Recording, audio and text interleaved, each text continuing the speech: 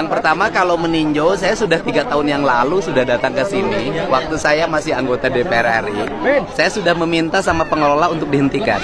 Karena saya waktu itu sudah punya feeling ini memiliki resiko tinggi dan cara kerjanya tidak memenuhi standar keamanan sebagai pengelola tambang. Jadi 3 tahun yang lalu sudah saya ingatkan. Kemudian pemerintah Provinsi Jawa Barat memang pada tahun ini mengevaluasi melakukan moratorium terhadap seluruh perizinan penambangan.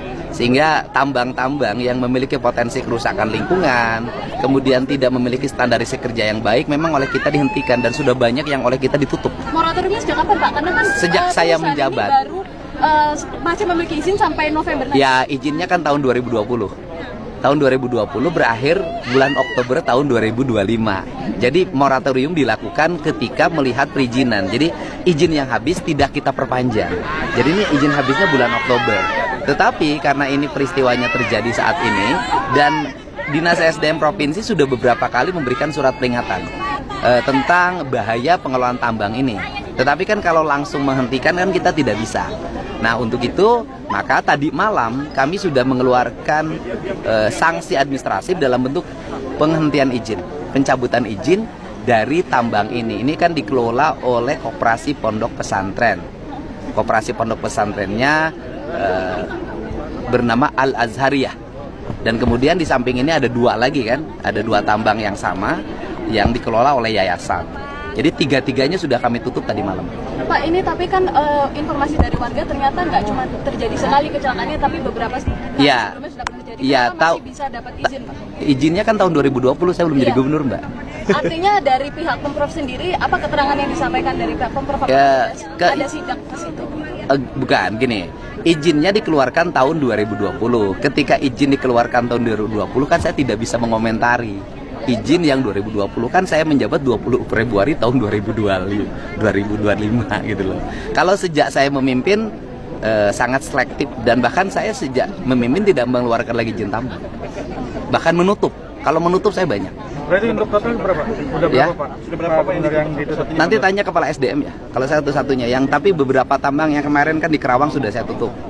Terus kemudian kemarin di Subang sudah banyak yang saya tutup. Di kemarin juga penambangan emas yang memiliki pengusaha WNA Korea Selatan saya tutup juga. Nah, kemudian juga kita sudah menutup hampir ratusan tambang ilegal. Dan akan kita konsisten terus kita laksanakan penutupan di berbagai tempat dan Pak Kapoldanya relatif tegas. Seminggu yang lalu kita tutup tambang yang ada di Tasik. Dan mungkin dalam waktu dekat kita lagi memproses pidana penambangan di Tasik. Jadi sudah banyak langkah yang kita lakukan dan peristiwa ini peringatannya menurut keterangan Kepala SDM-nya juga baru kan, sudah beberapa kali diingatkan oleh Pemprov Jabar. Kang, Pak sedikit Kang, ini kan korban mungkin saja ini kepala keluarga. Ya. Banyak keluarga yang terdampak. Oke. Ini bagaimana dari Pemprov? Yang pertama bahwa korban ini bukan hanya pegawai, tetapi ada pedagang asongan kayak barusan punya anak 3. Terus kemudian juga ada mungkin sopir, mungkin kernet. Maka keluarga-keluarga yang ditinggalkan karena peristiwa musibah ini kami menanggung biaya hidup untuk anak-anak. Kemudian juga kami sudah menyiapkan santunan untuk keluarganya. Tetapi juga saya meminta pada pengelola tambang untuk segera melakukan langkah-langkah penanganan sosial terhadap mereka yang jadi korban. Kan nambang di sini untungnya sudah banyak. Kan harus ada sikap untuk memberikan bantuan dan tanggung jawab terhadap korban. Kang, ada prosedur penanganan atau seperti apa untuk? Kalau saya sih mengatakan, karena saya 3 tahun yang lalu sudah ke sini, tambang ini tidak memenuhi syarat sebagai pengelola tambang. Karena 3 tahun yang lalu saya sudah datang ke sini dan saya sudah menyatakan waktu itu tambang ini mohon ditutup.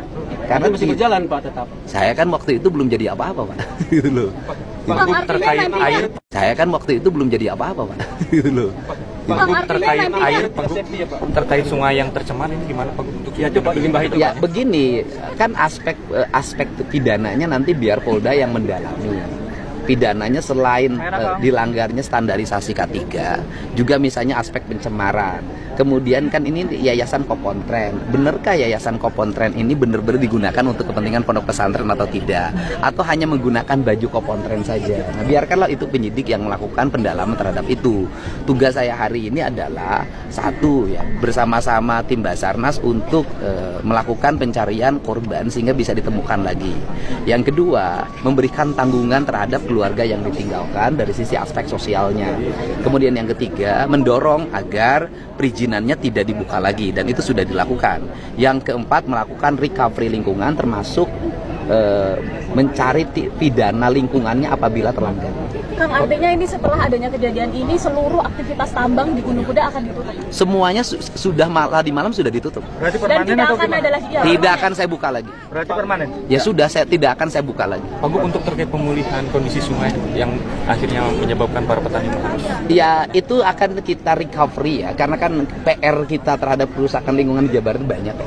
Dan tindakan kita ini kan kadang-kadang berhadapan dengan masyarakat itu sendiri yang menginginkan tambang itu ada. Tetapi bagi saya hari ini saya lebih memilih konservasi, pengelolaan lingkungan, penyelamatan lingkungan daripada sekedar ekonomi.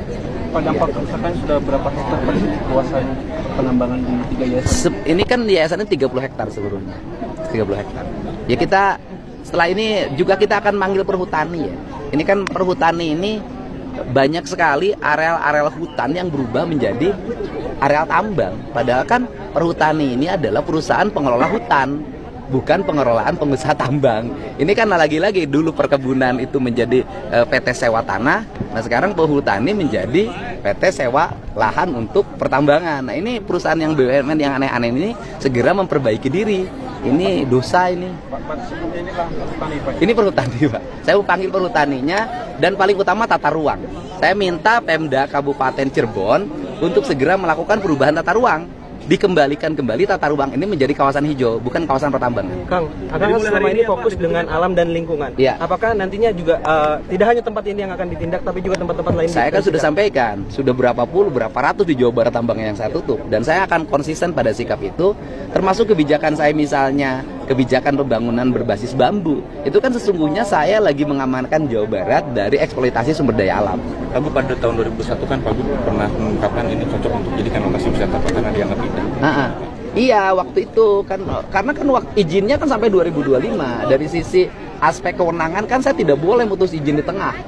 Ya, kalau sekarang kan ada musibah, ya izinnya langsung dicabut. Apakah ada rencana untuk pembangunan wisata ke depan? Ya gimana mau jadi wisata? Tempatnya masih harus di recovery. Ini harus recovery total dulu sehingga aman untuk lingkungan. Kalau sudah aman untuk lingkungan, baru kita kembangkan wisata.